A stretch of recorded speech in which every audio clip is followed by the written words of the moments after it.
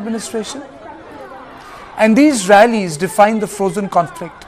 On one hand, you have the position on AFSPA, and on the other hand, you have the position, strong position taken by these people on separate administration. So there are a couple of big takeaways which I would like to play out. The first big takeaway is Kukis have stuck to their demand of separate administration. They have not changed. They stick to their demand of separate administration. Meiteis want AFSPA removed from the valley. People continue to languish in camps. Abductions have added fuel to the fire. Drug issue remains contested between communities. Government focused on border fencing, and communities are not getting ahead of the issues which engages them today, which means they are not letting go. And it is in this absence of letting go we find these protests, the one which I showed you in Imphal, where so many people had come out, and the other one which which you just saw, that happened in New Delhi. And just tells you the nature of the frozen conflict in Manipur. These are two pictures, one in Delhi, one in Manipur. And now I leave you with the bites of Kuki protesters, people who protested from Imphal and Bimol or Khoijam.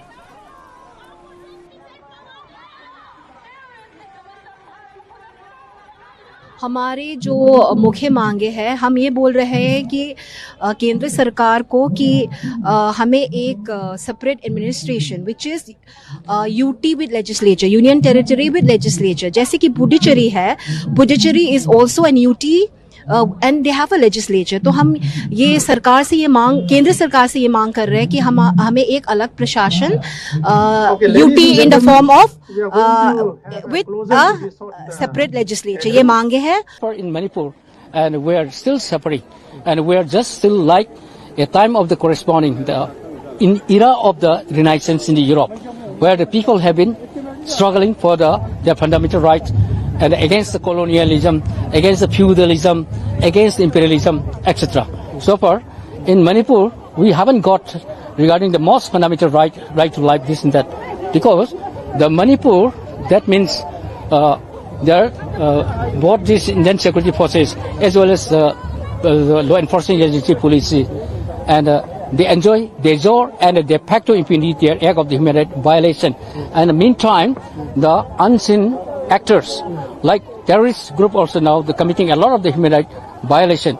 Those human rights violation committing all are just on front of the armies, in the nose of the army. That is why army nothing taken any action.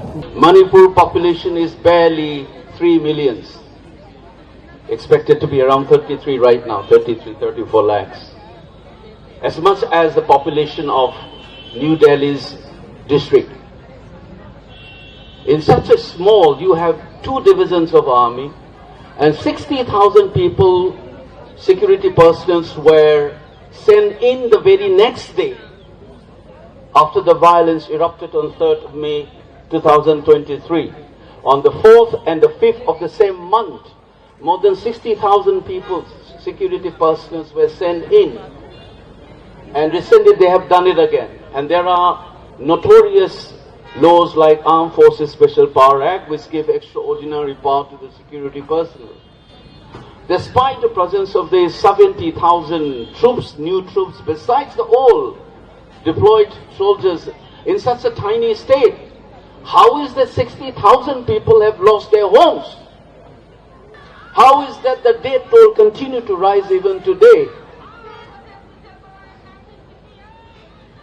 We need to ask this. Instead, the Prime Minister and his puppet regime in Manipur continue to say that the peace is returning in the state, violence has gone down. These are part of his speeches on the floor of the House. If the violence has gone down, how come the death toll continue to rise even today? When he first says that peace has returned, according to my own assessment that I have done with my team, when he said that the first time, there were 30,000 roughly who were homeless, and today is 60,000 plus. and day toll was below 100, now it becomes 258. This doesn't count, it doesn't include those persons who are missing.